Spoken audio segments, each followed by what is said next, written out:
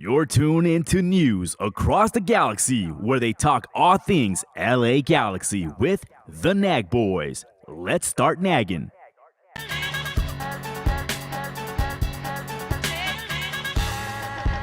What a ball from Ricky Peach.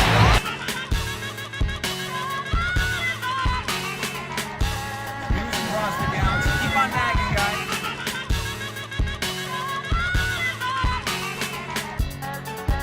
Your six-time MLS Cup champion, LA Galaxy. Why are we on? Well, I don't know. I mean, you see me, you see that familiar face down there, and I'm not talking about Dayon. I'm talking about Eddie. What's up, Eddie? Good evening to you, wherever you may be, and welcome to News Across the Galaxy, the midweek show, coming at you live from the state of the art NAG Studios underwater base, located somewhere in the deep trenches of the MLS table. I'm your host, Edgar Zuniga. And joining me tonight, making his first midweek show appearance, never to be duplicated or imitated, it's the mighty Eddie. What's up, Eddie? Dude, where do you find all that energy this late?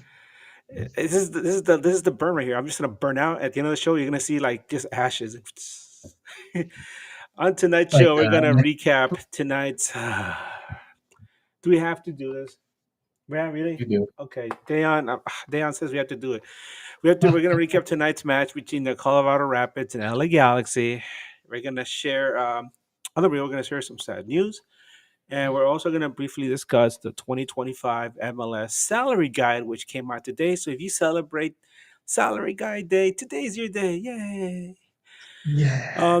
We were going to be joined originally by our good friend Sat Sarabi of the What's Shaken podcast to preview this weekend's LA Galaxy match against San Jose Earthquakes. But due to the late start in tonight's Rapids Galaxy match, the San Jose preview has been postponed to tomorrow night. But hey, look, we got Eddie. Yay! I guess, right? Like consolation prize, it's all good. I mean, this What's is up, actually my Eddie? debut. This is my debut at, I'll call it Nag Studio Nag Studio as if. as if. As if. Like for real. So Yes, and all if there's these any if there's any kind of technical difficulties, this is a new setup. This is kind of like a skeleton crew we got going on here. Me and Edgar wanted to make sure we got on, and while it was fresh, well, the wound is open. We're like lighting the cigarette and just putting it out inside that open wound. Right, Edgar? gee, what have you been watching, dude? I guess we've Uh, been watching the Galaxy, right? So yeah, that yeah. makes sense. Yeah, but let me ask you, what would you rather do? What I just described, or watch another Galaxy game, or Hmm. watch the season all over again? You know, I think I like your option better. I rest my Oh case. my goodness. Before we get going, we just want to share some very sad news.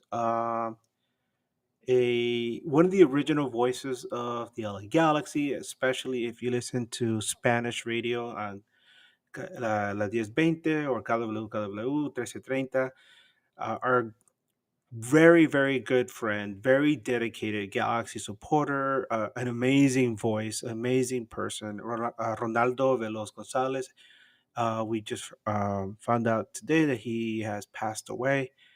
Um, our deepest condolences to his family and friends and loved ones. Um, he should be up there with Joe Totino and Dave Johnson as far as important figures to the LA Galaxy broadcasting landscape. Um, Anybody who, like I said, anybody who had a radio, especially in those early years, you Galaxy wasn't on English broadcasting, so you turn on AM radio, and Ronaldo Veloz Gonzalez was there. Uh, Unmistakable voice. He was the voice of the LA Galaxy on AM radio for the longest time, and just a wonderful person. When I was in the press box, I got to see him several times. Just always very genial, very friendly. There were times when he would invite the supporters to come to the studio. I remember one time he invited the Galaxians to like the studio to discuss how the supporters group works, and just a wonderful person overall, and it's very sad to see his passing. I was kind of surprised LA Galaxy had not posted anything, but I'm guessing maybe it's because the social media team is traveling with the team. Hopefully, they post something tomorrow. But with the way that this team handles public announcements, I'm not really holding my breath. So, uh, this is our opportunity to voice these these sad news to you. Eddie, I don't know if you're familiar with Los Gonzalez, but he was really important. He was like synonymous with LA Galaxy, especially in those early Is he years. the is he the guy that used to do the I know he did Diez Veinte, you said, but like when they did the one of the broadcasters when they did the tiro de esquina. Um, I don't know about that one. Yeah, I think so. Yeah, he was definitely in those Man. old Oh, broadcasts, and also he used to always say, "Esta noche el Galaxy tiene que ganar, va a ganar," and very very positive, always very just a man with a lot of energy, and like his nickname says, Veloz. The guy spoke a mile a minute, but you could hang on to every word, and he made it extremely exciting for you to listen to the matches when you did not want to hear some boring ass commentator, especially in those early years when some of them didn't know what the hell they were talking about. Velos Gonzalez was there for us. oh man, yeah, we didn't get a chance to talk about a little bit by name. I don't know who he is, but I'm pretty sure you know who you're talking about. That is really sad news. It was like I said, we didn't get a chance to talk about it before because it's kind of something that Edgar mentioned right before going on. So I got the graphic pretty quickly, and yeah, I mean, it sucks, you know. That's we're getting to the point where the club has been that long around that long. How we're losing legends, and we should appreciate well while we have them. I mean, we that I can think of, we've lost Shaggy Smith and now Ronaldo Veloz, and I can't really think of any other legends that we've lost in the you know in the Galaxy uh, history. So yeah, man, it's really sad to hear, and I yeah, we gotta definitely appreciate that. I mean, if it's who I think, I'm pretty sure this is who I think it is, and I have a lot of memories of them because my family used to hate like the English broadcast, so they used to uh, Yeah, turn down the TV and then have the radio on. So yeah, that's uh that's really sad, man. That's really sad news. yeah. So thank you so much, Ronaldo Velos Gonzalez, for those memories. Um, it's sad that he goes out on a day when the team also takes a big L. But before we get to the team itself, like we said, the 2025 MLS salary guide came out today, and surprise, surprise, Leo Messi is the highest earner. And when you look at this, I posted about this earlier on my Twitter page. You can download the PDF from there, and I also listed the top five Galaxy. But before we put that up, just want to mention um, just how insanely well paid Messi is in this league. So I was looking at this list and I'm like, okay, Jordi Alves is 6 million. This other guy, I see Almiron from ATL. Miguel Almiron is at 7.8 million. And then you scroll down to get to Inter Miami, right? You're like, all right, let's see how much Messi's getting. And dear God, does it jump out at you? But wait, Busquets is getting 8.7 million. So I'm like, damn, that's a lot. And then you look at Messi and you're like, oh, dear Lord, 20 million and change. So, and that's per year. My God. It pays to have friends in high places, huh? Woo. Oh yeah. My goodness. No, it's pretty crazy. Let's But put up the we got to Galaxy one talk real quick. about yeah, yeah. Well, we'll start with the. I think this is the one that jumps out the most, right? As Alex reported. I don't know if you can see that Edgar. My screen is actually a little small, but No, I see for it. you Looks guys good. on, yeah, yeah.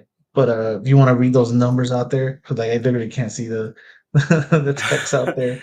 This is Okay, the Alex shocking. Ruiz reported Maya Yoshida, who captained the LA Galaxy to MLS Cup, made 839,334 in 2024.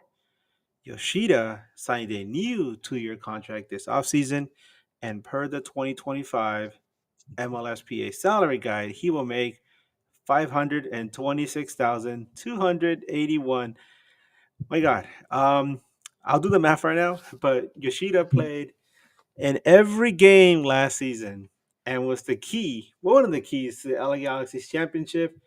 Wow, what a pay cut. No wonder he was dropping F bombs when Kevin Baxter interviewed him. Because, like he said, in what league do you win a championship and then you're kind of like almost punished for it? And in case anybody's wondering, he just took a pay cut of $313,000 to stay with the team. And a quick reminder, one of the biggest reasons he did it, probably the biggest reason he stuck with the team is because he said that his daughter had acclimated to a school here in Southern California, and he did not want to just pull up the his roots and move away somewhere else. So he did it for his daughter, his family, and that's something you got to respect. But at the same time, um, you got to give him his due. But Eddie, when we look at tonight's performance and we look at the whole body of work of this Galaxy defense, and Mayashida is the captain, I don't know. Is he really? Hold on, now. Let's think about this, right? Because been trying to just solve the Maya Yoshida mystery, right? And that we've obviously Father Time it's undefeated, so we've put that as a big reason why Maya Yoshida. But look at those numbers, Edgar. We knew there was a pay cut, right? And it's not well, it's what, like 40% of what he used to get paid that he lost, right? If you could do that number real quick. So it's imagine uh, imagine being having a career year and then you be on the top of the world, right? And then if you're like looking to get this new deal and they and they tell you like, hey, you're gonna take a significant pay cut. Like think about that, apply that to your job. Apply that to your job, Edgar. How would you feel coming into work every day the following year? Well, you know what, Eddie? That's a lot closer to reality than I'd like to admit, because I've been there, and let me tell you, it it doesn't feel good. You kind of feel underappreciated sometimes, um, and then a lot of times it also affects. It might even factor into your level of commitment. But I've been I've been a writer for most of my life now, and I always remind myself to be as professional as possible. And I'm sure at his age, he's a footballer. He's been around for a long time, and he seems like a very respectful, professional, honorable person. So I can see him doing that, but at the same time, yeah, um, the guy did lead us to a championship. Yeah, but MLS is such a weird beast. I don't know. I don't know how else to cap that. It's a strange thing. Especially when you see what some of the other players in the league are earning.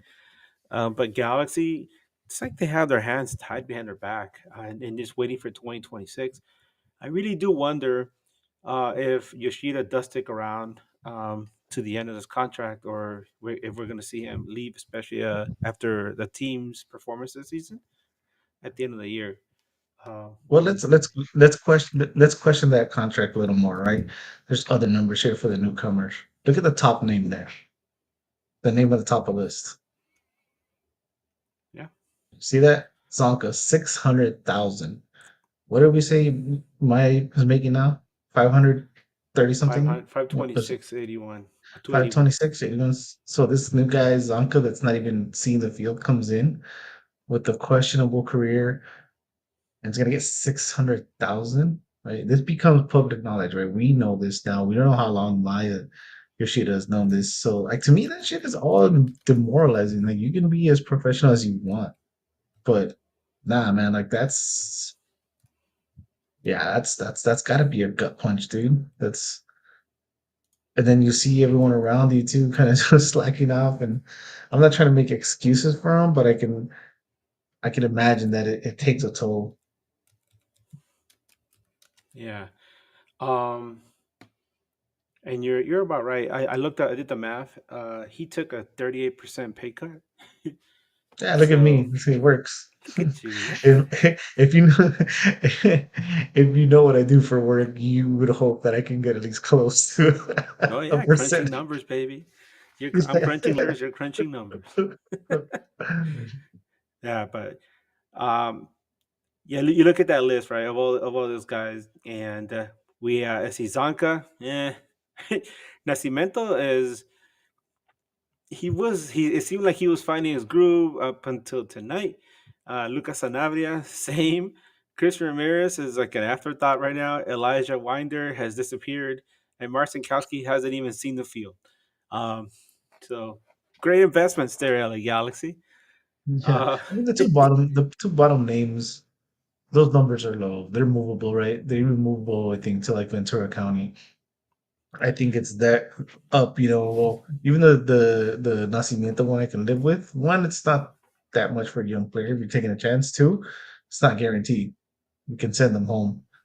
So it's the Ramirez and the uh Zonka. And actually look, I won't get into it, but I actually like Sanabria. And we'll get into it a little later because I think it's gonna be a topic for today's game. Yeah, I feel like Sanabria is he's going to be an important player, especially once Ricky Push comes back. I'd like to see how the two of them are able to coexist and play together because I think they could turn out to be a pretty dynamic midfield.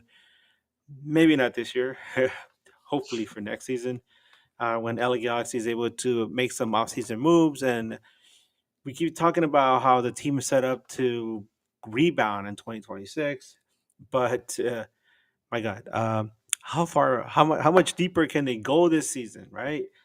Oy. Um, when you think about it, LA Galaxy like played Colorado Rapids off the field during the playoffs. I mean, it was so bad that I remember our buddy Matt Pollard was saying, hey, the game's being played on Dia de los Muertos, and Dia de los, the Rapids came in like Los Muertos, right? We're offering them ofrendas and everything, Oh, and so what you're saying today, the galaxy fell asleep because it was late. yeah, no, oh my God, I don't know. I got nothing. Sorry. I got Hey, my nothing. jokes are as bad as this team right now.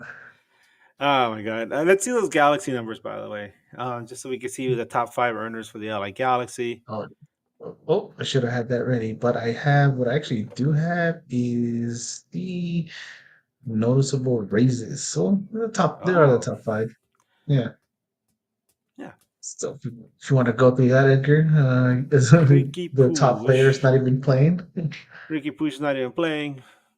$5.7 million there, 5.8 million if you're rounding up. Um, Carlos Emiro Garces, 468,000. Edwin Cerrillo, 537,000. Julian Aude, 360,000. There were some rumors swirling about him, by the way, being transferred, but in the end, Argentinos, I think, went for a player from Portland. John McCarthy, 474,000, and Miki Yamane, 844,667. Oof, there's just some big Um, numbers down there. I feel like that McCarthy number and that Yamane, the Yamane number is pretty high for a right back in MLS, right? If you're watching this and you happen to be from Europe or you watch some other league, you think that 800,000 that's nothing, but in MLS for a right back, that's you're getting close to $10 there, huh? I think Yaman is worth it though. When he's on, he's on, and that's the thing. He hasn't been on much this year. I mean, not like many of them have been on anyway. It's been a like a hall of terror and horror for the LA Galaxy this season. Um, to hear us talk about it is one thing. To watch the match is another thing. I mean,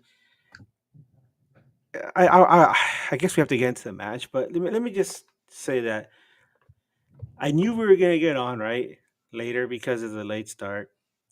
But there were times during that second half when I'm sitting there and I'm watching this game and I'm like, God, do I really have to sit here and watch this? Do I really have to, I feel like I usually love watching, LA Galaxy play, but this is one of those rare times that I'm sitting there like I really have to sit here and watch this so I can talk about it later on. And it's just god awful. It's terrible how they're playing. Um, Yeah. but yeah, I mean, I But think we luckily all we share have that like same sentiment. yeah, and then that's one of the reasons we like to do this too, because it's like our therapy, right? It's Yeah. we get to talk about it. We we put it out there in the universe, and now it's for everyone else to to deal with and and worry about. But yeah, dude, it's I think you watch these games now, like kind of I don't know if you watch on the same regular because you keep in mind that you have to do this, and you're just like, how else could I talk about this team? How else can I explain what I'm watching? How else could I describe this game without repeating myself, without sounding the same as I did last week? It's like we have. It's that's how bad it is, though. It's consistently bad. It's the same mistakes all the time, right? The same thing happening over and over again, and you think it gets a little better with plugging in like Nascimento and Royce and Sanabria catching, getting some momentum, Mikovic, stepping up, but then now it looked identical to what we saw at the beginning, and we're repeating the same thing just with different names, pretty much. And just a reminder that the only player that was missing from the LA Galaxy right now was Ricky Pooch. And Colorado came in here with at least five players that were missing, including starting goalkeeper Zach Steffen.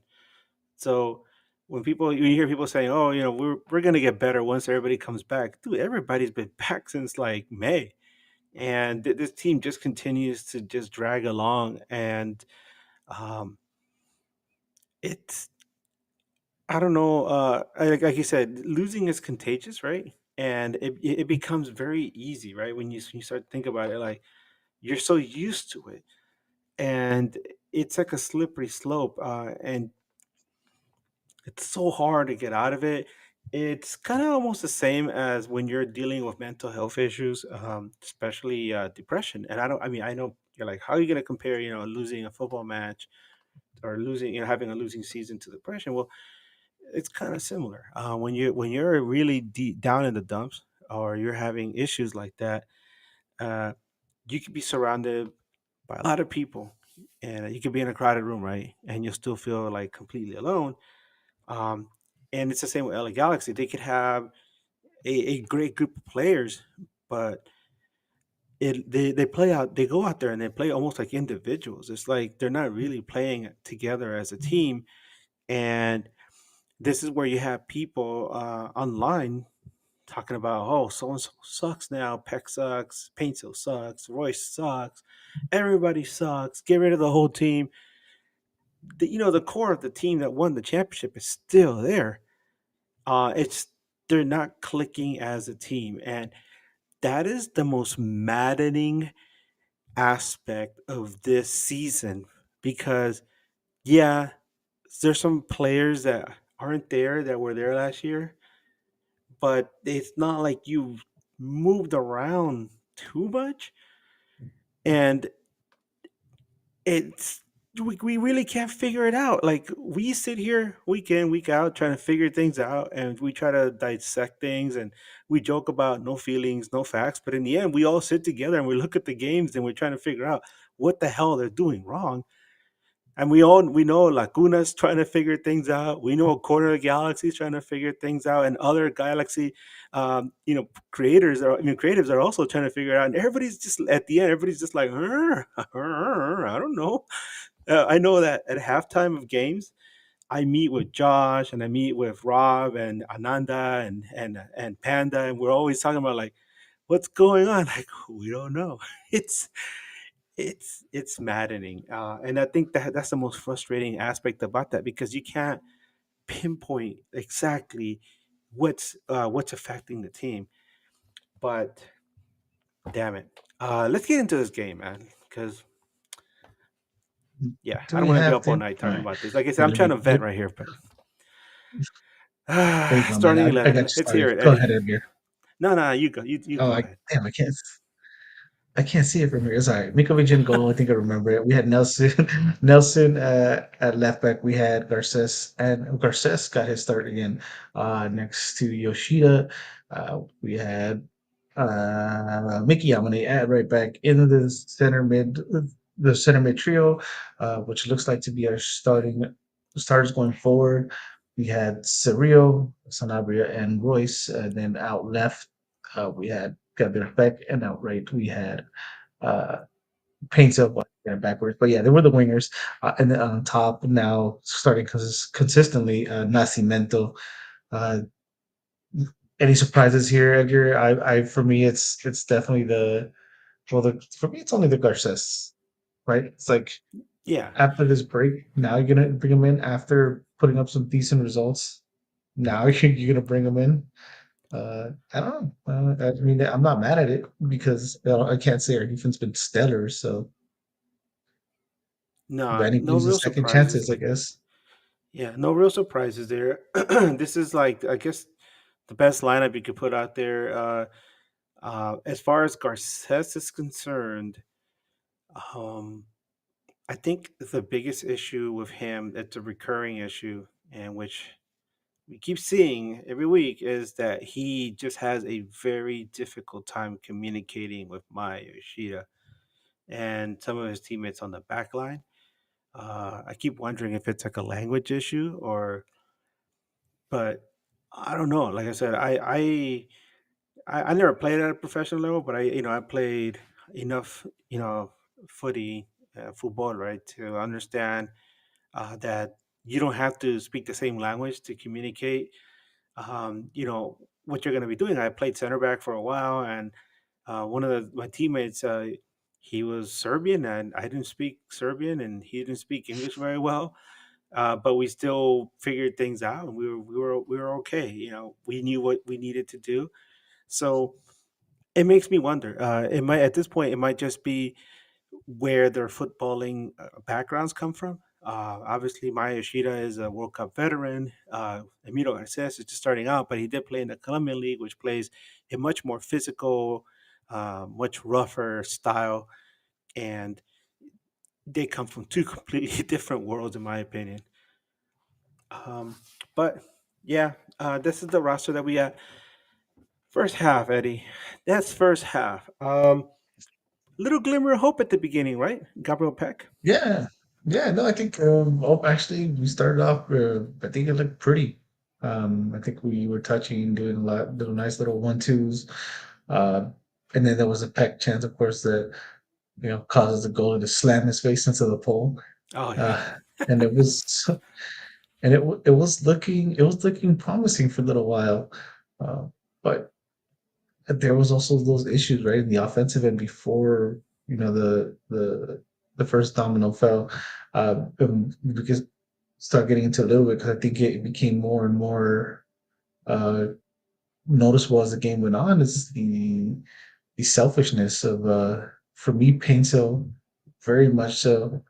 Peck as well was guilty of it as well. And he had some questionable like dribbling decisions, and it's it's I don't know if it's desperation, and this is I think especially with Paintil's been going on a lot. He's giving up that extra easy pass once that we used to give last year, where we used to get those tap ins and uh, find the back of the net, and now Paintil's taking shots from outside and wanting to take 30 players. And I could see like arms flying like all over the field every time he does something like that. It's becoming frustrating for his teammates. It's not just us. It's noticeable very much of you. Just next time you see Painsil, or even now, go back and watch that game, and every time Painsil like loses the ball, look at everybody else. Everybody's yeah. just No, doing the yeah. Kermit. No, you're absolutely correct. And it's something that we also saw in the second half, but it was very noticeable right from the get go that somebody like Peck will go on a run. Painsil has the ball easily. You'd be like, you could call for a switch or you could launch the ball into space, but no, he holds onto the ball.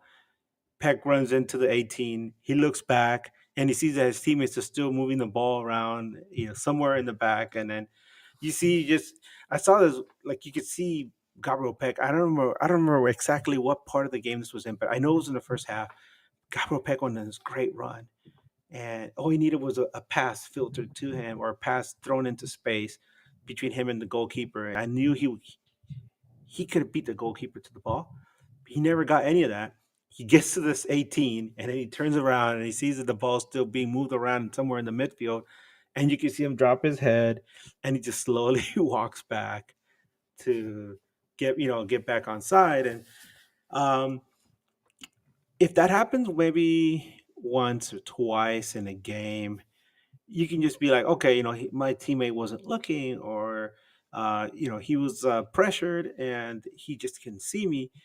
But when you have this happen, not just once or twice, but several times in a game over the course of a season, that wears you down and it erodes that confidence that you have developed with your teammates over a championship season, right? Where at one point this team was a well-oiled machine, and now it's just like sputtering, um, almost coming to a grinding halt at times.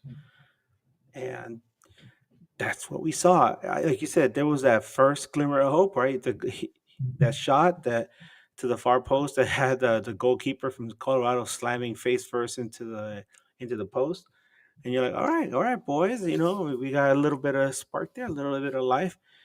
But no, once again, defensive miscues, um, bad communication. I don't know how many ways you can describe this because we've seen it happen so many different times now.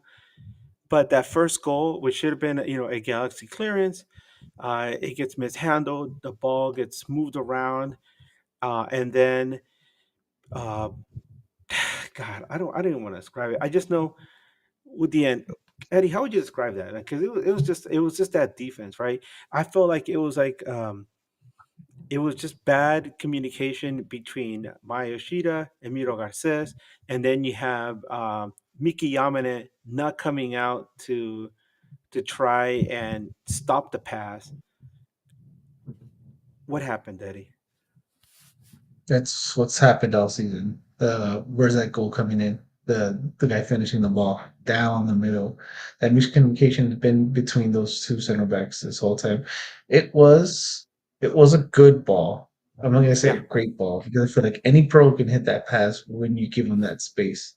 All that space you gave him, uh, the last defender, the center backs are not lined up with each other, so for Garces probably thinks he's keeping someone offside. Maya is keeping him on, and just down the middle. It's been repetitive. I think MLS teams have figured that out.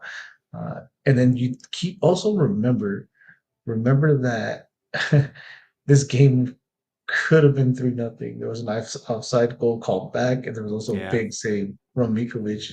So at this point, we were already getting exposed. I feel like it was coming, and again, how many ways can we put it, right? Down the middle. Was Yeah, it Georgi Willis, I think Mihalovic. said? It was Georgi Mihalovic. Well, The thing that got me the most was the fact that Yoshida was in front of him, and mhm. right before the pass was sent into the 18, uh, Mihalovic just sprint gets in front of Yoshida and knocks it in. And I'm like, if you're a center back, keep that man between yourself and the ball. I mean, keep yourself between that man and the ball. Don't let him get in front of you like that. Body him if you have to. But Yoshida, like you said, father time, it's undefeated, slow legs. But we see this so many times, right? And then And we're off a break. we're off a break. We're off a break. And they got So a couple extra hours to just sit there and think about it too, because of the late start. What was it, an hour? Yeah, it was an hour, right? More or less. 2 hours. 2 hours. 2 hours. Yeah, they got 2 hours Yeah, to 'cause it sit there was and think about it. it was 6:30 and ended up being an 8:41 kickoff. Yeah, man. And then they didn't really get much time to think about it because just 4 minutes later, oh my God, we love ourselves some John Nelson, but my God, that guy get cooked alive. Calvin Harris got the ball on that right flank. He ran up to Nelson, who got kind of got caught flat footed, and when he tried to like I guess he could have stepped up to him to try to limit I don't know any what kind of shot, I don't know what that was. but Nelson was Like, he put him on skates, right? Um, I feel like yeah. he So put Calvin himself Harris on put him on skates skates. though. What's that? I feel like John Nelson put himself on skates. Like he panicked. He was put on a one-on-one, and he's like, "Oh." Yeah. And Calvin Harris. I didn't even know Calvin Harris played soccer. I thought he was just a DJ.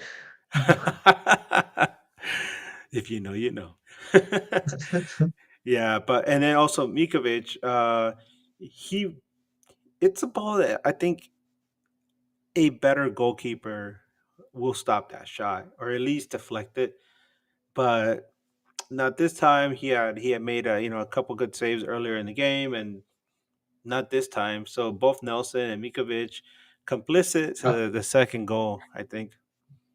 I'll put a defense up for Mikovic.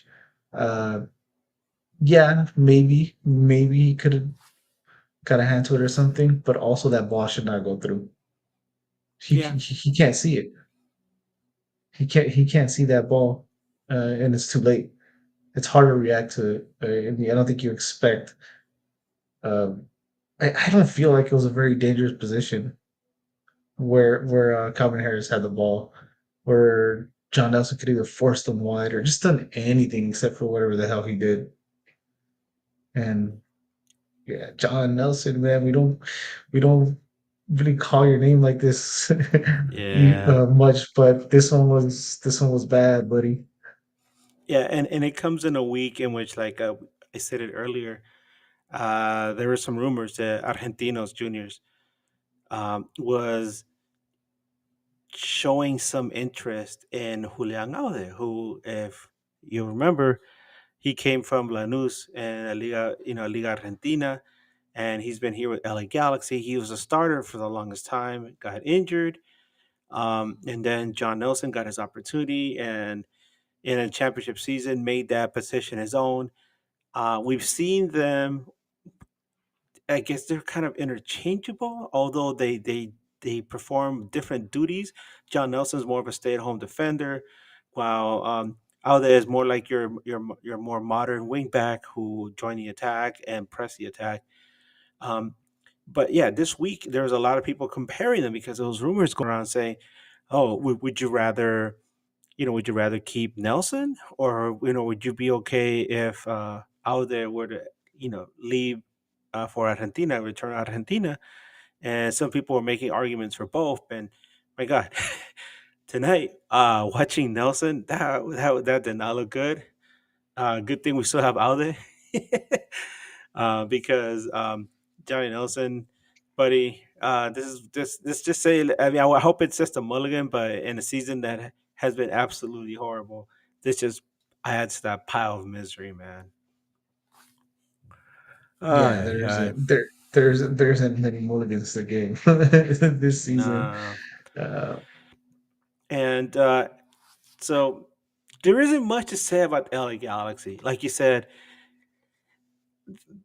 there really wasn't much. There's not much connection between the midfield and the attack. There were times when I would see Nascimento get the ball, but he would get it like when he was surrounded by two, maybe three defenders. There's not much you can do like that. Um, and oh, then we forgot about a key play actually. Just to go on. sum up the way the season was going, because I was thinking about Nascimento, what he had done.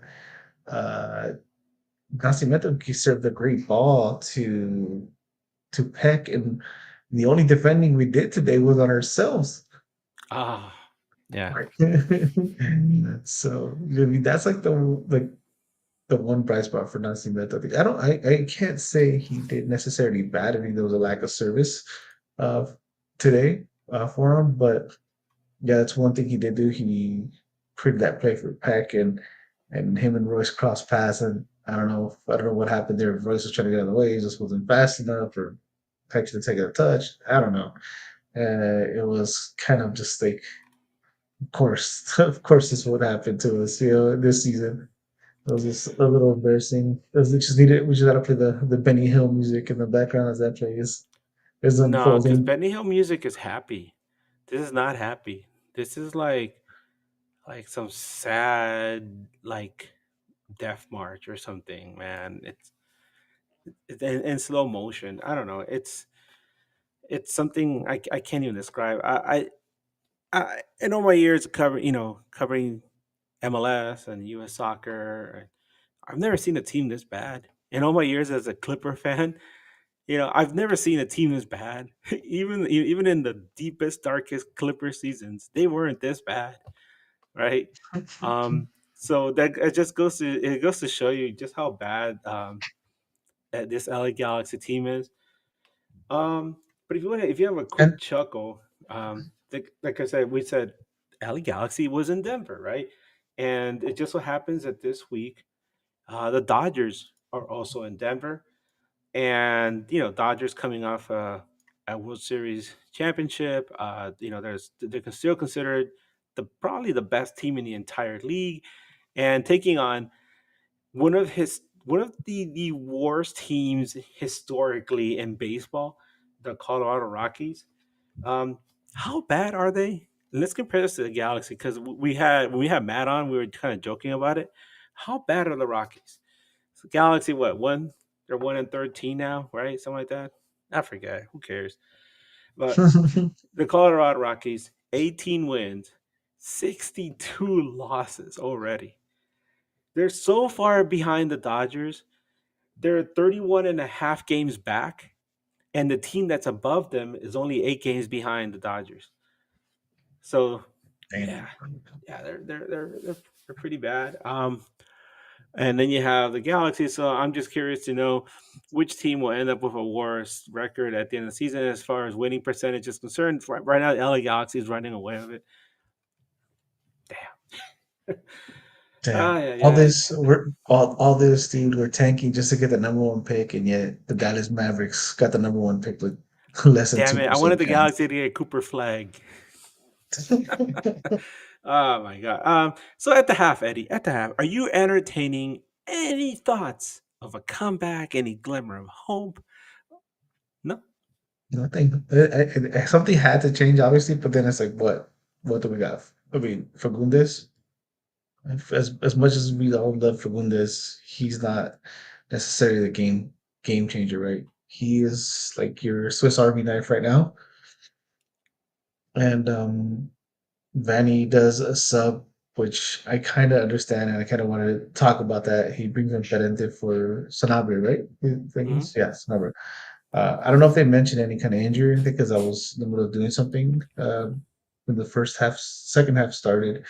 But I noticed like the way Sanabria and Surreal play is kind of similar, right? And I think what Vanny is hoping for is when Puig comes back, Puig is just gonna run literally down the middle, up and down, right? He's gonna play a little only in the offensive end. He's gonna go wide, because I feel like that gap in the middle, they're like magnets, dude. They're like magnets, and Aubrey and Surreal can't get close to each other, can't close that middle, because they keep just pushing each other away. And I think they're kind of similar in that way, where they either don't want to get on each other's way, or it keeps happening in practice or something. But I noticed that I'm like, huh, these guys just like refuse. Or again, maybe they're preparing for like that Ricky Cruz. That's the guy that's going to run up and down the middle. So that sub made sense. But again, it's only no disrespect to him. I mean, he's a pro. I'm not, but Parente is not going to give you the quality you need, right, to turn a game around when you're down 2-0. So any kind of glimmer of hope and ideas, nah, man. Nah, if anyone out there listening was optimistic and thought there was a way back, kudos to you. Kudos to you, because you're a lot better than I am. And I mean, we can get into it as much as you'd like, but geez, the second half was definitely a snoozer. Yeah, no, no, you mentioned it. I think one of the I got a little chuckle when they had like this little DraftKings like chance of winning at the bottom. They had a little graphic, and it's all like I think the up to zero, the Rapids had like 67% chance of winning. There was like I forgot what the percentage was to get a draw, but as far as LA Galaxy coming back and winning this game, it was like 1.7%. And I was just thinking, like in Dumb and Dumber, you mean there's still a chance? um, yeah. The Galaxy was absolutely cooked. This second half, my God, Galaxy had the ball. Colorado was happy to just give them the ball and sit back and guard that lead. And how can I describe this second half? Because I was watching it, and but at some point I kind of started to space out, and that should give you an idea of just how captivating that football was that we were watching. That at one point I caught myself again thinking about it, and I was like, when have I felt this before? And I just had a flashback of sitting on a hot bench watching some D2 soccer between Cal Citolay and Cal Poly Pomona sometime a couple of years ago. And it was like it was hot, and you could tell the players were uncomfortable, and it was insipid, and people were just kicking the ball around with no real definition. They're just kicking it around, and they were just there, and you couldn't tell they were there to play a game. They were just there. They were just there to exist at that moment, and you forgot for a second that there was an actual game. That's the kind of feeling that I got. It was like it reminded me of like some kind of D2 college soccer game where Colorado was just didn't care at all anymore, and they were just kind of slowly rocking that baby to sleep. And yeah, sorry, we got a super chat, right, Eddie? Yes, sir. I don't know if you can hear me, but I look like I'm a little frozen, so I'm gonna hand this one off to you. I can't do the twinkle. I apologize. That's the one thing I need You got to to. make the sound. You got to make the sound. That's There what we my that's go. mine. Adam, $5 super chat. Thank you, Adam. We really appreciate you taking the time to give us this wonderful super chats, which we use to feed Eddie. Um, he says, join late. Sorry, but what do you guys think of Zonka's salary? Eddie, you addressed this earlier. Tell us what you think. Okay, I just want to tell you that I'm freezing. You asked me to tell you what I think. See, uh, no, I mean I think it's like a slap in the face to Maya Yoshida, right? You make 600,000. That's higher than what Yoshida is making, and it's a guy now that's not even seeing the field. So I feel confused. That's the word I'm going to use. I don't understand it. I don't understand. I would understand it if we didn't have the Maya Yoshida situation where he had to take the pay cut and we had to bring experience, right? But when you gave this guy this massive pay cut and you traded away Jaden Neal, um, I don't get it. I don't get that number. I don't get what Zonka did to deserve that money, right? Especially if you read all the comments, and it was like one of the players that I can remember. What is like one of the things that everyone does is when they announce a player's departure from a club, you go to the comment section, see if they're gonna miss them, and then this is the one player that I could not find a Yeah. positive comment. Nah, everybody would say good riddance. He's your problem Mhm. now. It's like, wow, thank Yeah. you. We appreciate the nice wishes. Um, at his best, we've seen him have quietly have some nice games and losing efforts, but more often than not, his performance is just part of that shit cake that we're served every week from the LA Galaxy. It's just one of the ingredients that you see and it's served to you, and you're like, enjoy, and you're like, no, thank you. If that's the way to describe it. The second half, there wasn't much that happened. Scoreless second half.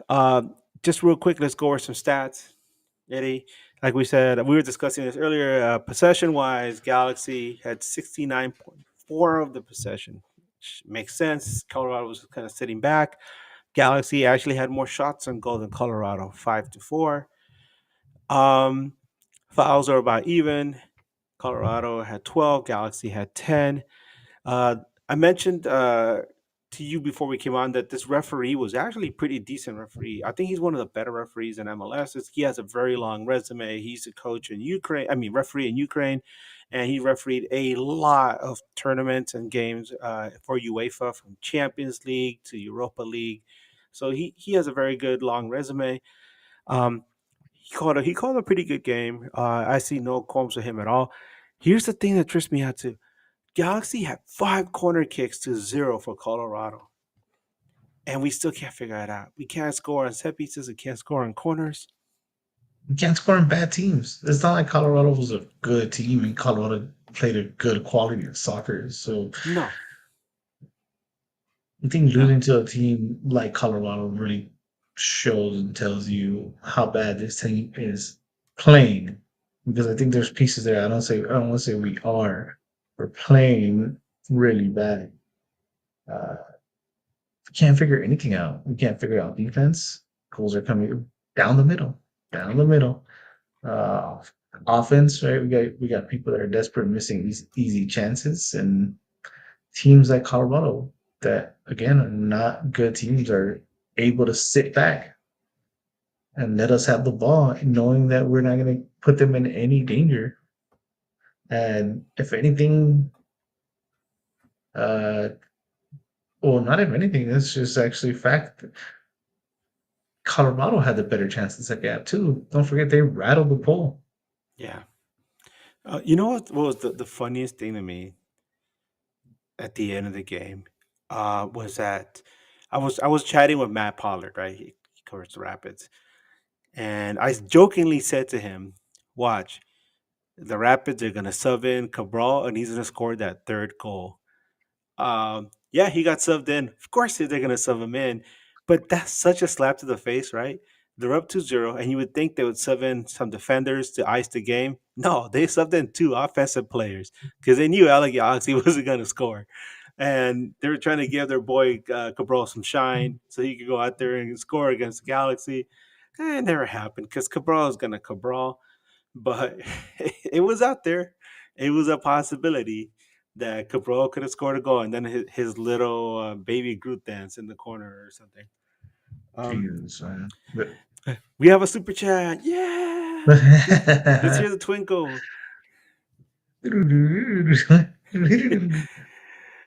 $2 super chat, and this one is probably for you too, Eddie. He says, "Did you guys catch the San Jose game versus Dallas?" no, Which also I got a didn't. late start, by the way. Yeah, it's funny because they had a late start. I saw the first goal that Dallas scored on Chico's played the ball through, and I was like, oh damn, this is gonna be a long night for San Jose, you know. And I was already not feeling confident about us, so I'm like, well, this will be two demoralized teams playing against each other. Psych. Then you come to find out that San Jose came roaring back and won 4-2. You know what? While we're on the topic, kind of sucks that I don't get to be on the SAS because I did want to ask them their feelings. Like, and I'm just gonna say it out loud that like it sucks to see that San Jose is up for sale. Like it's been confirmed, and it doesn't look like it's gonna stay in San Jose. And as much as you hate these teams, like I love the rivalries. You know, I love the rivalry part of it. I don't want to see them go for that because it's part of my like Galaxy history, part of like the trips I done and the we've been in the we have great memories and we have bad memories, right? And then the playoffs against them. We can't forget that lead we blew, right? Oh 2-0 God, lead that ended up 2003. Yeah, or the time we played them 3 times in a row because we lost in the regular season in 2005, and we ended up beating them in the first round of the playoffs. So, man, I really hope we keep these original teams home. And I feel for the people of San Jose. It sucks because imagine losing your franchise not once but twice. Wait, you heard that they're gonna be moved? I mean, I heard that the owner, John Fisher, the demon himself, was gonna sell the team. I don't know about Yeah, moving them. but I mean, to me, it was like insisting that they're going to be gone, right? Because they did the comparison to like the A's and the situation. I know he's keeping the A's and moving them, but Well, let me offer some context on that because I've been following the whole issue with the Athletics. Notice I said the Athletics. I didn't say the Oakland Athletics. I didn't say Sacramento Athletics or Las Vegas Athletics. They're just the Athletics. And this is nothing against the players because the players, that's their job and they have to be on that team. But John Fisher, scumbag, demon owner himself, he's up there with some of the worst owners in sports. He ripped that team out of a community that loved them, that adored them, that was there for them even during some dark, dark times. And he is trying to force the team to move to Vegas, but because he wanted to get out of the lease at old Oakland Alameda County Coliseum, which is where they're playing, um, the team needs somewhere to play. They don't have a stadium in Vegas yet. So in the meantime, he took them up to Sacramento. They're playing on a minor league team. I mean, a minor league stadium.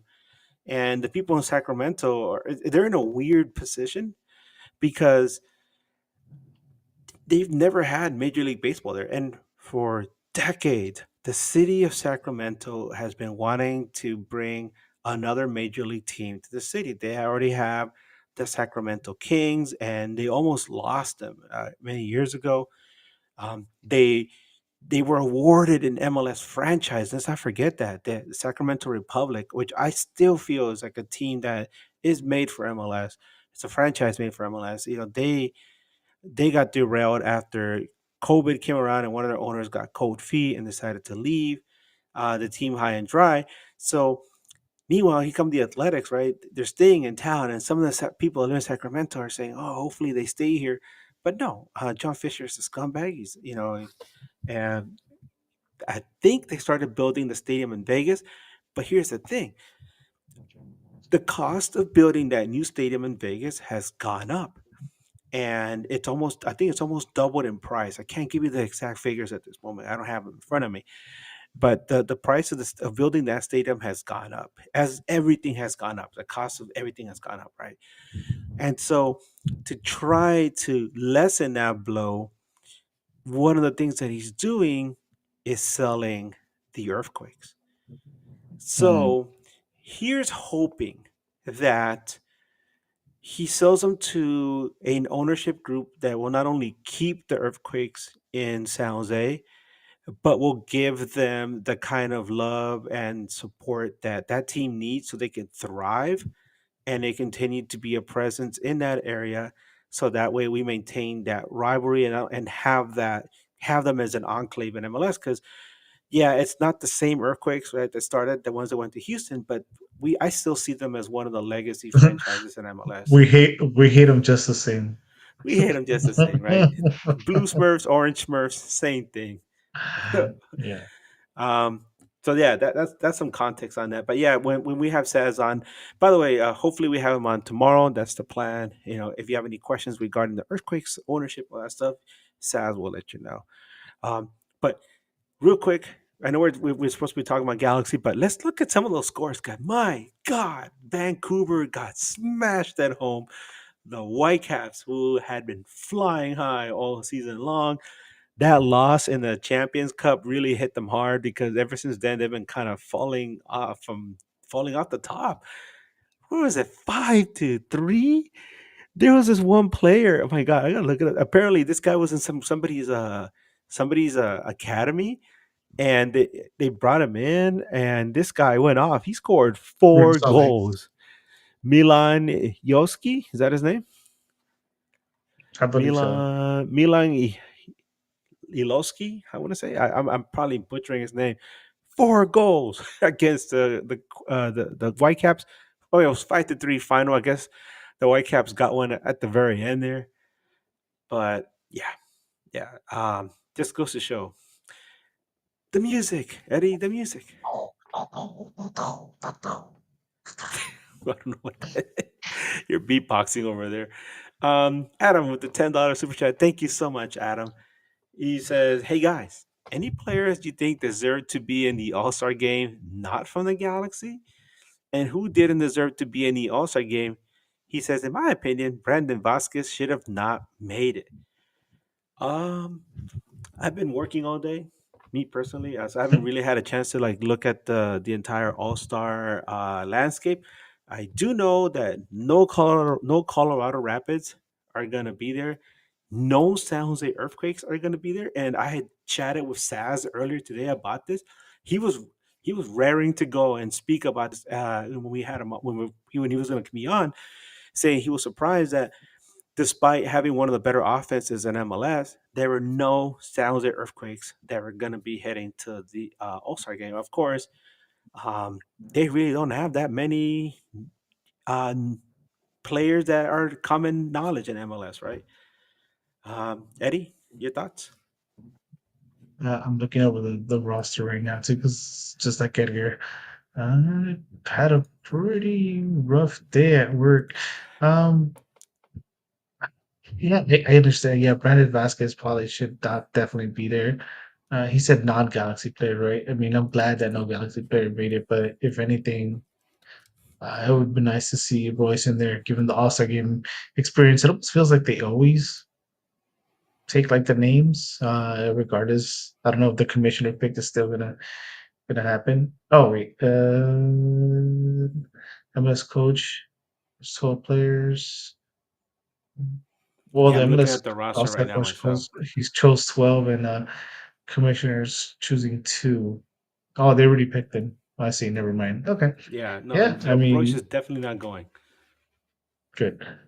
Good though, because you know he already has enough trouble staying on the field. But it'd be cool just like to let the young guys go. Right? It's an extra game. It's an extra game that these old leagues can't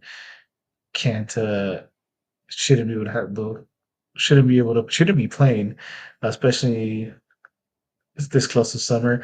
Uh, why not like automatically call all the U22 initiative players? Yeah, somebody talking about Dejan Joveljic, bully Joveljic being back. I love it. He keeps you on your toes. Yeah, yeah.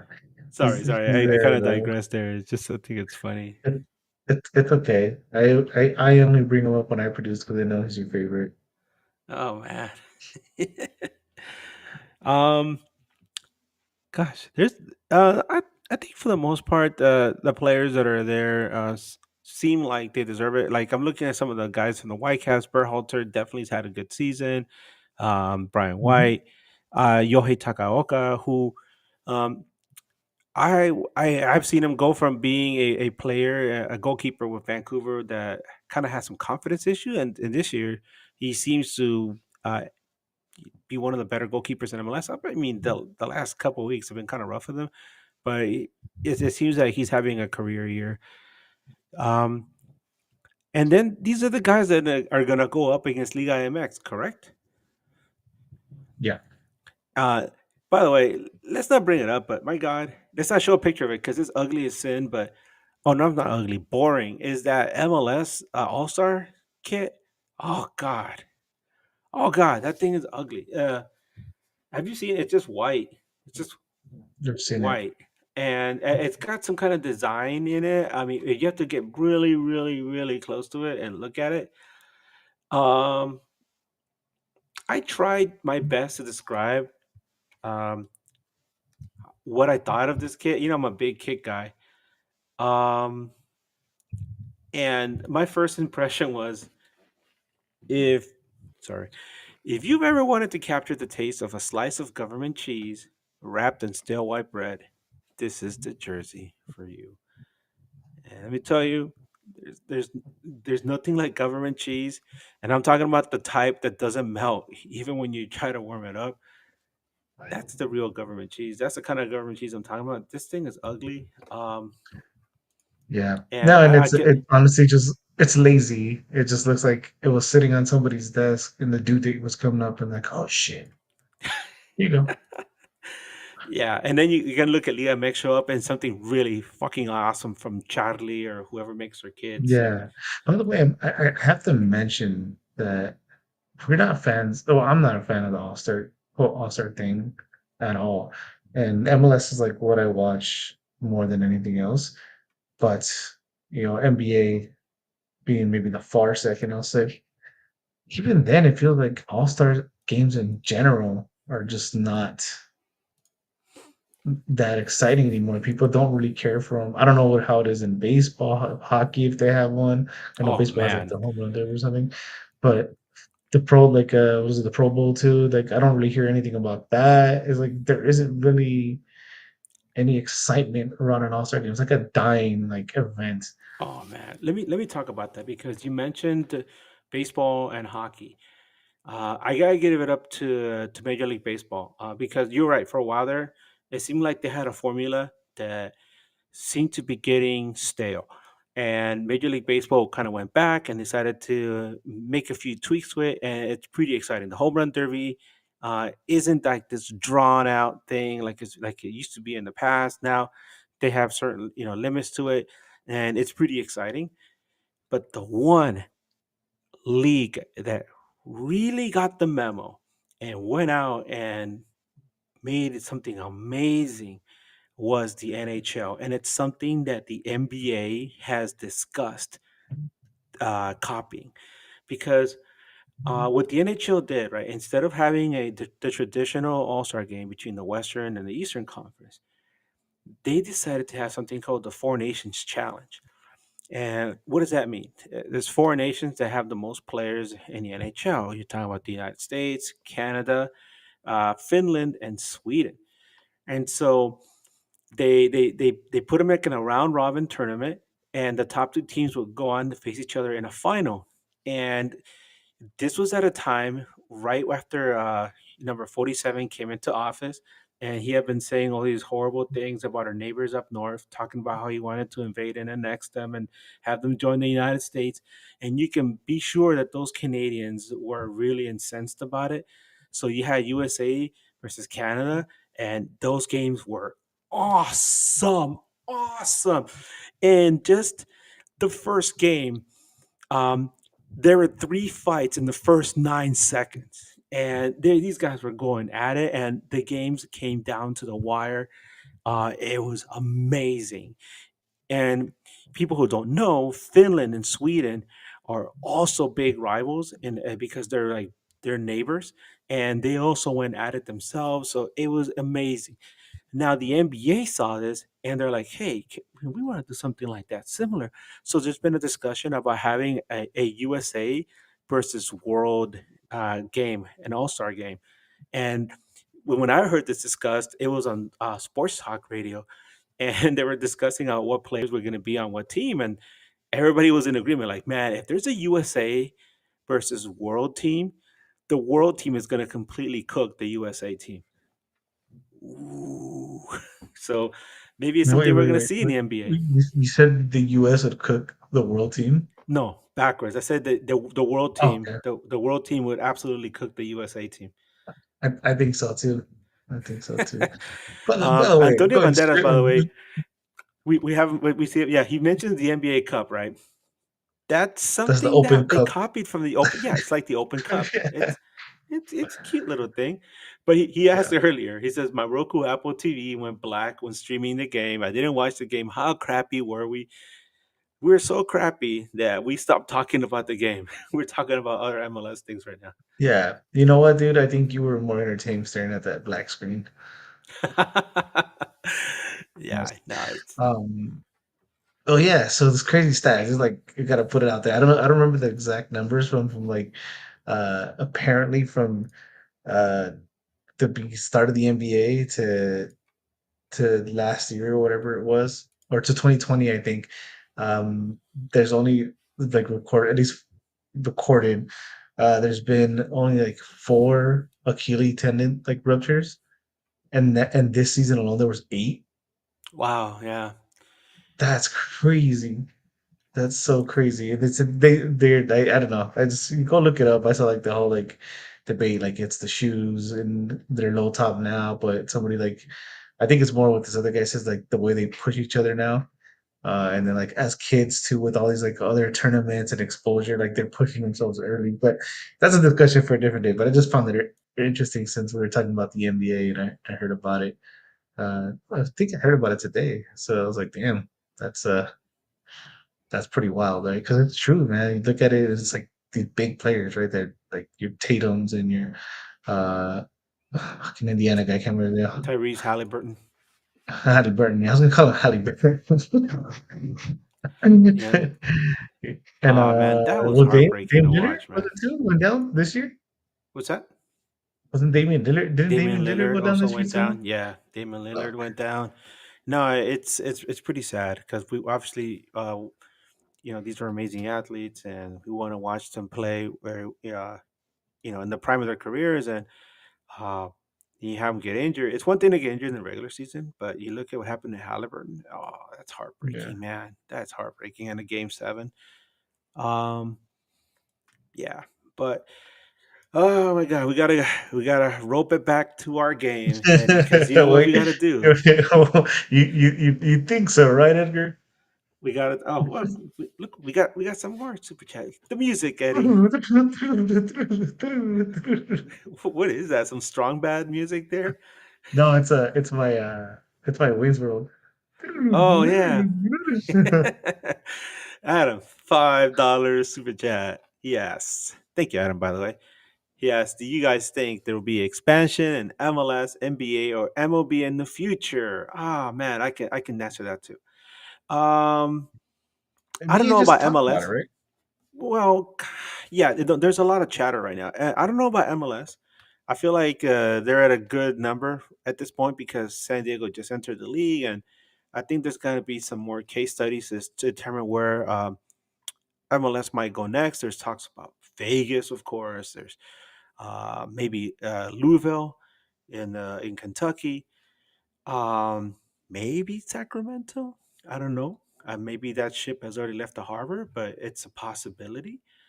Um, so those are things to think about. As far as the NBA, there's always talk about a team in Mexico City. I don't know how possible that's Yes, going I've to heard be that. in this day and age, right? But it's still something that's What there. do you? Oh yeah, what the All right. yeah, 'cause the travel Maybe. isn't that bad, right? A travel from LA to New York, it's worse than traveling from like LA to Mexico City, per se.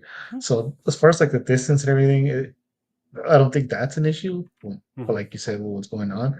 But how amazing would it be? Imagine the crowd in Mexico Oh my City. God, it'd be intense, dude.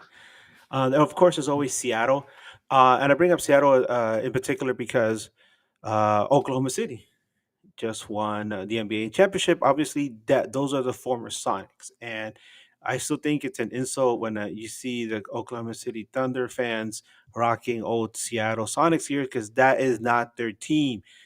The Sonics belong in Seattle. That's their team. They should keep that legacy there. They should have their team. They should have never lost their team. That's stupid. But hopefully the Sonics get their team back. I mean, Seattle gets their team back at some point in the near future. So that's one thing for the NBA. Of course, there's always Vegas. Again, Vegas keeps coming up, right? Um, Yeah. MLB is already heading to Vegas. We already talked about that as far as the athletics, as far as expansion for MLB. Um, I had heard that Portland is making a really big push. They're investing a lot of money into building a new baseball stadium that's going to be located in Portland along the riverbed.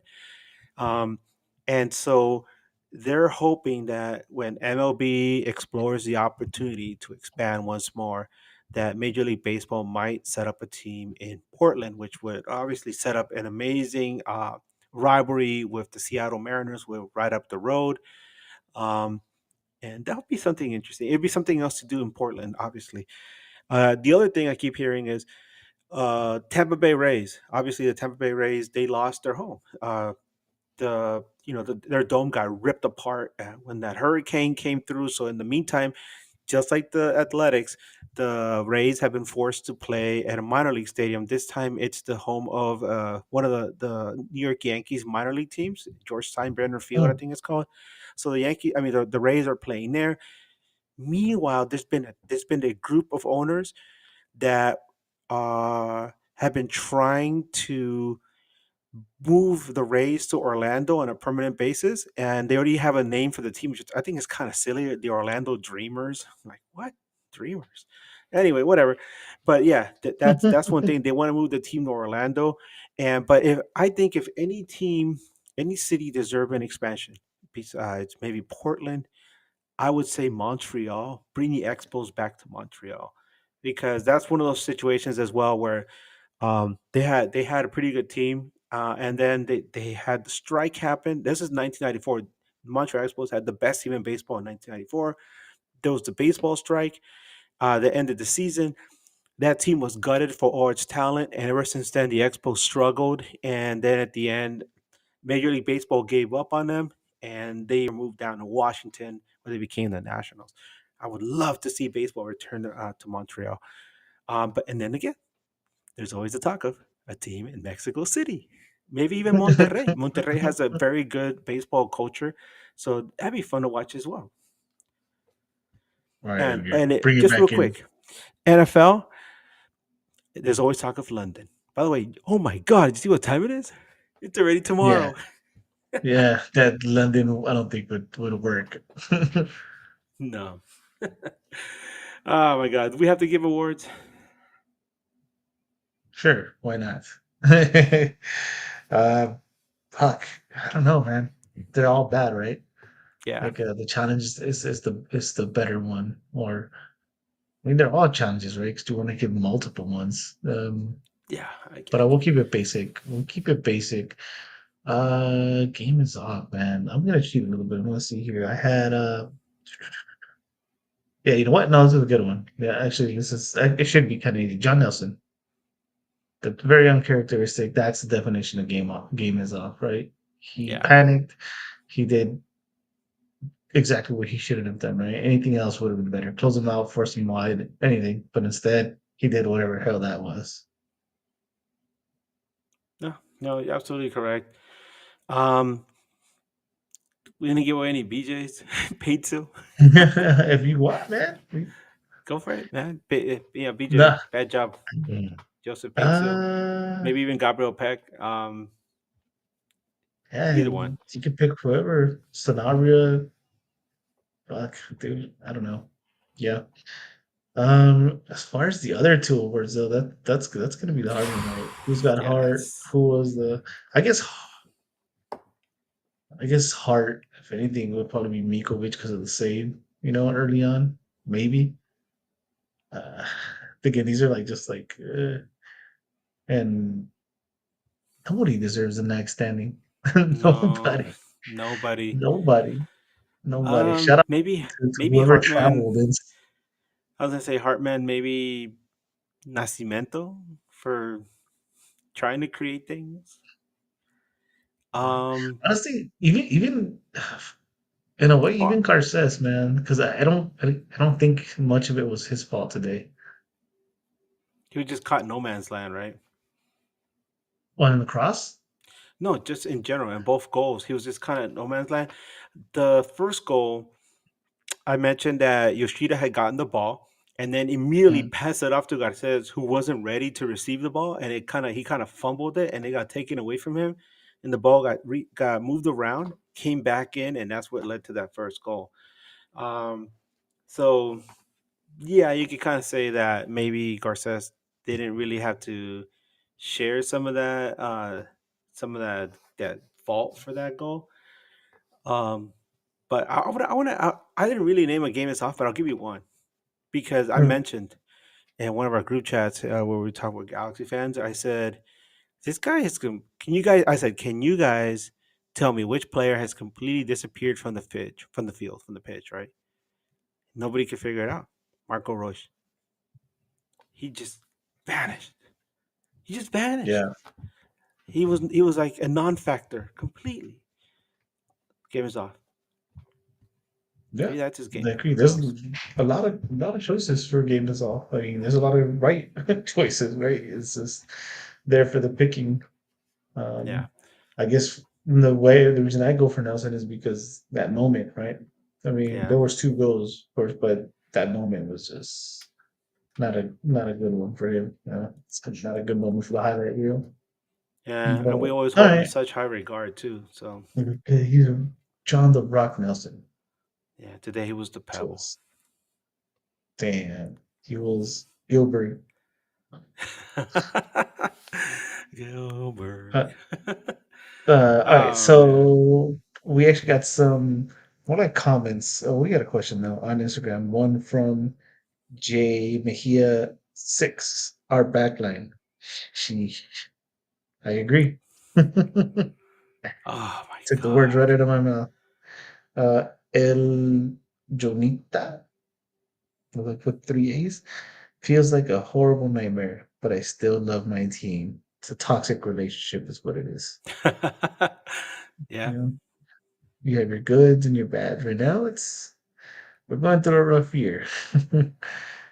Stay in trucha. Yamane needs to pressure more. Team needs to do a full month of pass training. Yes. Yeah. With Yes Gordon on with both. Gordon Bombay, right? Like pass the egg without cracking it, right? You guys don't get the reference of Mighty Ducks? Yeah, and then yesterday I'm watching King of the Hill right now, all over, and it's a Cole Wiley or something like that, whatever. And it's that guy was a piece of work. So coach the Cougars, go if you know what I'm talking about. Oh, the Yeah, coach. yeah. hit Take a hit top the wall. tablet. Yeah, that guy, that guy. Hit the wall with your helmet, but it's cracked. Chasing the kids on the field with his car. Yeah, that guy. Oh man, good Uh, times, through dude. the moral through the moral lenses, what mindset will Ricky join into this season? I would think for like Ricky's mindset, I think the season is gonna be well, it kind of is a wash. It is a wash, right? Ricky should come in just to get his legs under him. That's it. Take his time, no rush. He's not gonna save any season, right? It's not even worth trying to make him run for the League's Cup, which I don't think he'll be back on time for. But yeah, I mean that should be his mindset. Just get ready for 2026 because this season is not worth trying to save. I I think they can still salvage one thing, and we've heard Josh mention it's on Corner Galaxy, and it's something that he said it, jokingly, right? And we've mentioned it jokingly as well, especially when we had the Wooden Spoon Collective, and it's like, damn it, let's go for the double, let's go for that spoon and that Campeones Cup, baby. Have the best of both It's worlds. funny. I'm serious. I Yeah. mean, what if this whole season's gonna be a wash? Put all your eggs in one basket. Put all your effort into this one game. Let this be your MLS Cup for the season. Go out and get a shred of decency and get that Campeones Cup. And then you can just be shitty the rest of the year. Just relax. Well, I guess so, Andrew. I guess so. I mean, they get to the Champions League or whatever we call it, berth. So why not? Yeah. All right. Well, Ever any get final anything thoughts? else for Hmm? Nah, not really. hap- I just want Happy to thank Thursday? anybody that's still up with us at this time because I got to get up in the morning and walk my kid to school and then get ready for work. Yay! And then we're gonna do this again later tonight. I'm gonna, yeah, I can officially say it later tonight. We're gonna have Saz come on. I think Bryant should be back on the ones and twos unless Eddie wants to show up again. No, I'm busy. Sorry. Oh, damn it. But yeah, I'll be here with our good buddy Saz Sarabi to preview the Magic and Sounds of Earthquakes. So he's a really good guy. So if you guys want to, come in, join us, chat about that upcoming match, get his thoughts on the MLS salary guy, MLS All Star picks. 'Cause he said that he has some things to say about that, and we could also ask him about what's going on with John Fisher and the sale of the Quakes, all stuff that we can bring up. So, but for now, I think we're done, right? Yep. Unless Full the time. Cholo Dean wants to say something else. If you're looking for if you're looking for a 1 bedroom or 2 bedroom apartment, hit me up on the NAG DM, and then I will help you out. Edgar, where can they find you? You guys can find me on Twitter, Blue Sky, Instagram as Edgar Nags. Eddie, you can find him in real life. There you go. Click my line. What about you, True? Here's how to, pretty simple. Ah! Hey, you did it. What Thank, about you, Cholo Deon? oh, You can find me no on the streets, disrespect. Holmes. thank, Playing street thank chess. everyone. Thank everyone who stayed on with us here this super late night or morning, depending on uh, how you see it. And yeah, we just had to get these things off our chest. We couldn't hold this. We couldn't. We're never gonna go to bed peacefully without being able to nag about what we're going through and what we saw today. The world is a crazy place right now, so I'm gonna leave you with just saying, dude, all that shit that you may be going through with other people, that it's we don't need more hate in the world, man. Just everyone love one another. I don't know what else to say. I try to stay away from the news and everything. Shit just seems unreal. I mean, I'm not trying to scare nobody, but we don't know where the world is headed. So for now, dude, just love, forgive, forget, and just love one another because that's what we need right now. Yeah. I went to see the Wu Tang Clan Friday. I Run the Jewels and Wu Tang Clan, and before the Wu Tang, they put on an amazing show. Obviously, I think there's their farewell tour. But at the end, the RZA said, there's so much like similar to what you just said. There's a lot of stuff going on in the world right now. So many things that make you shake your head, question, what's reality. But in the end, we want to leave you guys with one message, and that is, please say it with me. Put your hands up. Peace. Peace to all of you. Peace to everyone. Go home, be safe, and just remember to have that peace in your heart wherever you go. And like I always tell my son when I drop him off at school, hey, remember, be kind. Be kind to others because one thing this world needs more than anything right now is kindness. And a little bit of kindness goes a long, long way. Wu All Tang right. for life. That's good we got for Edgar. My name's Eddie. This has been another episode of News Across the Galaxy, the midweek show edition. I'm going to get up out of here. Till next time, Edgar, what do we do? Keep on nagging. And Keep on again. Wu Tang There you for life. go. Let's go. Without further ado,